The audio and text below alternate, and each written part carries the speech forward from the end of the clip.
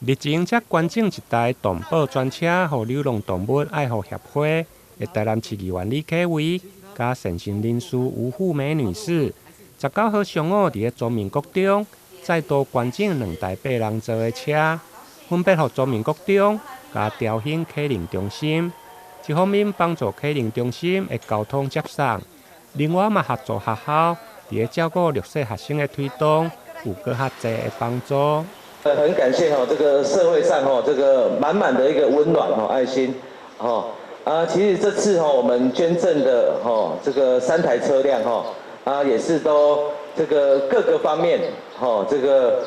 刚好有这个契机有这个需求我们就尽力的来协助提供今天这个2台的一个车辆像我们潮新启能中心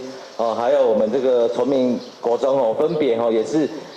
这个潮新他们长期也是都照顾这个很需要照顾的这些这个憨儿的好朋友这个也是都致力于社会的一个公益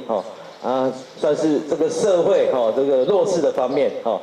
像这个崇明国中这个我们知道这个教育是相当的一个重要的所以在教育这个方面这个也这样子的来做一个支持。潮新呢位在安平工业区新河路9号，那我们目前收容60名的憨儿，那我们的憨儿呢大部分都走向老憨了，所以我们很需要这种车子带他们出去社区适应医疗照护那大家有机会可以到我们的机构去参观。因为爱，也让我们每一个人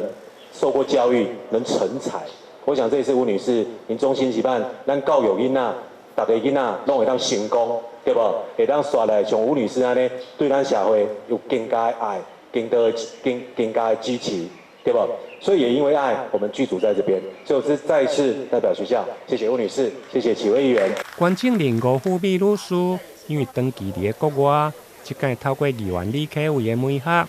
结合大爱药局，总共捐赠3台车。予有需要的单位，19号的捐赠仪式，包括药师公会理事长吴正明，甲调兴基金会执行长万隆校长出席，场面温馨。台南新闻林根采访报道。